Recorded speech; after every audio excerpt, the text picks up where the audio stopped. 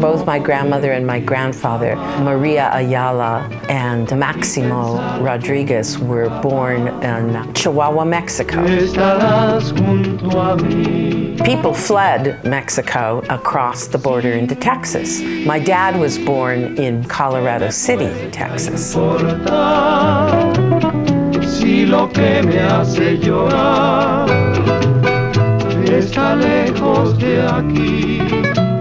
Worked on the farms, talked about a lot, like his dad would wake him up early, 3, 4 in the morning. When he was young, he used to pick cotton. He always used to tell us that he never used a fork until he joined the Army. And I used to think that was a joke. I always thought, oh, he's being funny. But I think that was really true. I don't think he ever used a fork. I remember him telling me stories about how excited he was when they moved from Texas to here. They finally moved into a house that had a wood floor, not a dirt floor in it, which I always thought was kind of funny because the Adobe house at the land, it seemed like he would never keep anything clean. It was always dirty up there.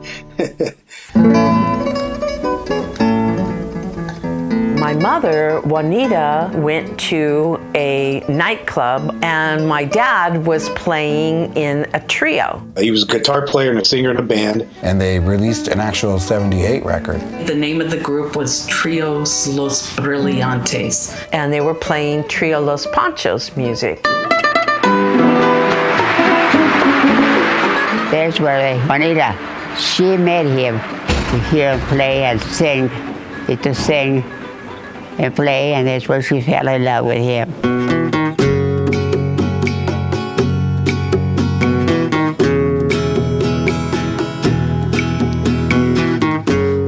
My dad got married with Juanita, and of course they had 8 kids. The first is Mary, and then Michael and Elena. Madeline, John. Then Joe came, Ivan, and then Andy. They had too many kids too. Too many children. We moved to 2994 Ash Street. And I can't even believe that all 8 of us lived in there. 8 kids and 2 parents living in that tiny little structure. Lupe has always been like a farmer. This guy would plant things out in his yard and they would just automatically grow, it seemed like. Oh yeah, it was constantly manure. It was like the stinky house. It really was. It was, you could just smell the manure. I do have a memory of him always going out to the garden, grabbing a big handful of spearmint tea, bringing it inside, and then just putting it in the pot and letting it steep. One of the things that we did is go camping. We loved going camping. He would take us all the time. We'd go fishing, and it was always a great adventure. And it was just all of us kids jammed into a station wagon, and we'd have our suitcases tied up on a rack. And one time I remember we were driving down the road and the suitcases started flying off. Off the top of the suitcase.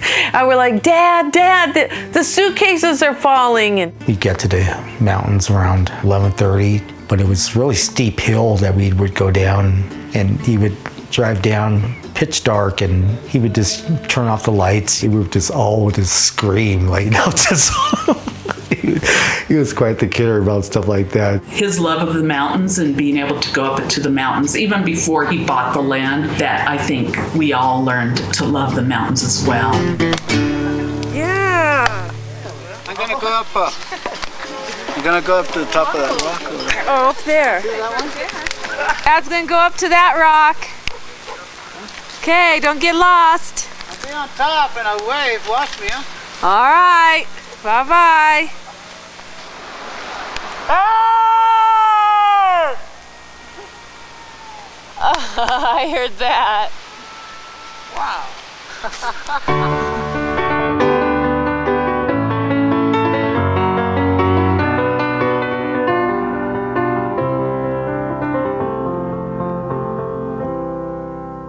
Morning has broken. He was a hard-working man. He did so much for so many people. I mean, I don't know if he knew how to say no.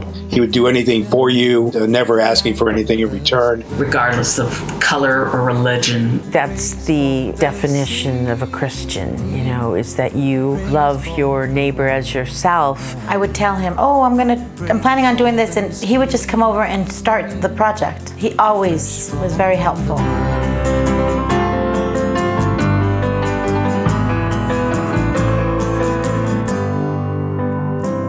We're at Rose Medical Center. This is where my dad worked for 30 years. He was a boiler man, a stationary engineer.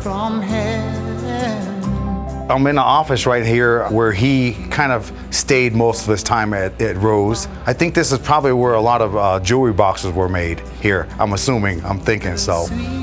We're walking in the boiler room right now. This boiler right here is a 1953 boiler, which my dad ran every day. This was always my dad's favorite boiler. It was a workhorse boiler and one of his favorites. And here I have a small plaque where it was back in 1991 where he was Employee of the Month, which is a big honor here at the hospital. Back when he got that, I think he was happy. They gave him $100 and so that was a big award for him at that time.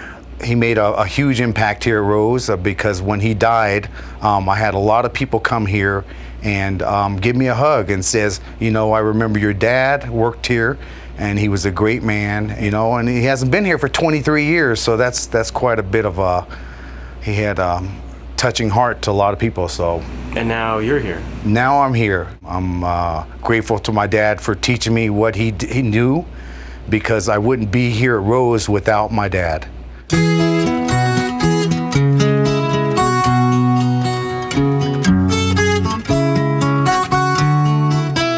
He had kind of an artist type of mind. And he was just so creative. I mean, everything he did, down to his stained glass boxes and... But even making stained glass windows, which he did really, really beautifully, I was always in awe of his ability to be able to learn how to do it on his own. He loved to build things like an architect. He loved to design landscaping. Oh, Mexico, you sound so simple. He would make little figures of Our Lady of Guadalupe. From his vision of making stained glass kaleidoscopes. He was definitely an artist. I don't know where he gets that artistry from, but he was a great artist, I think. I know it was a tough time when my mom passed. It was tough for him because he was left alone with a bunch of kids and stuff. And I don't remember him even ever showing that it was hard for him. He would always tell us one day they were gonna buy some land. That was a dream of my mom and my dad. So when my mother passed away, he bought a piece of land. You say yes, I say no. And I do remember him showing us this land that he really wanted to buy. And it was just so beautiful. He really did pick the perfect spot. You say goodbye, I say hello. And he designed the house and he began to build the Adobe house. I say hello. First, Adobe brick down. Don't know why you say goodbye. And I asked him at the time, have you ever done this before? And he goes, no, but I think as long as we keep going on it, I think it'll turn out okay. You say why. That was a dream of my mom and my dad. That's why at the gate it says Juanita's dream, a sueño de Juanita. You say goodbye, and I say hello. My dad always loved children. The fact that he had many grandchildren was a huge joy for him. Oh, it matches your shirt. Look, Mary. Matches your shirt.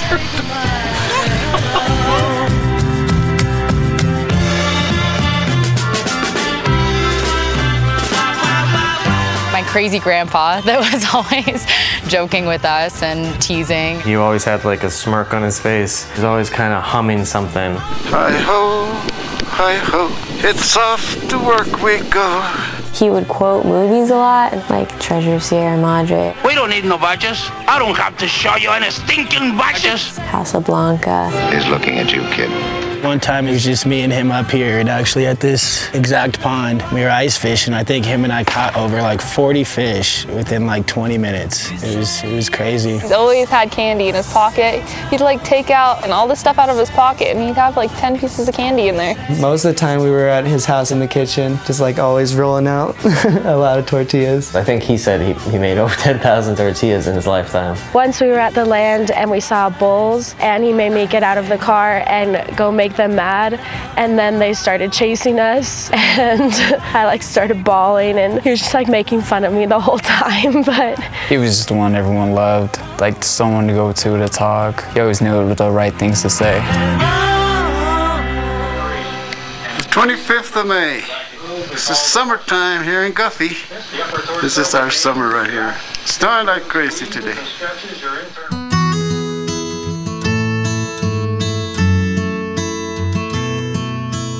In my mind, I'm gone to Carolina. Lupe, thank you. Thank you for being you, to help, teach me the things about life. I'm following in your footsteps, basically, Thank you for just being the grandfather that I wanted him to be.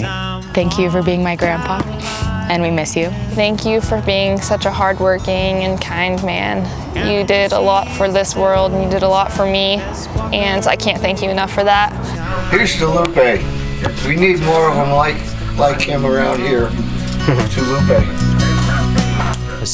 Thank you so much for teaching me how to play the guitar and your love for music, which really brought me to my love for music. I think I would say thank you for the memories of being up there at the cabin. Watching him drink his Corona, eating his little saltine crackers there, watching TV, and just hanging out.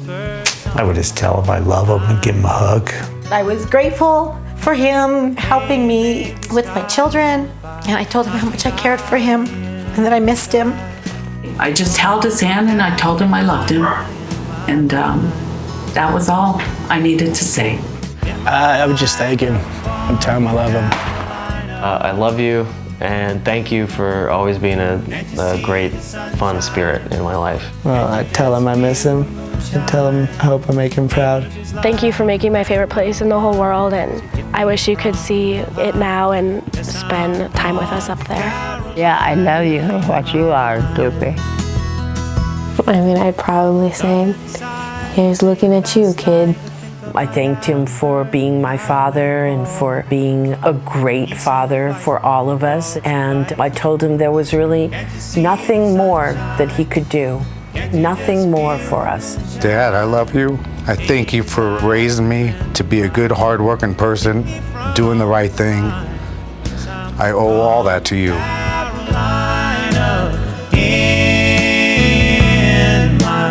Words to say. Adios. That's what I got to say. Adios. Goodbye. And there he goes, up into the sky. Gone to Carolina.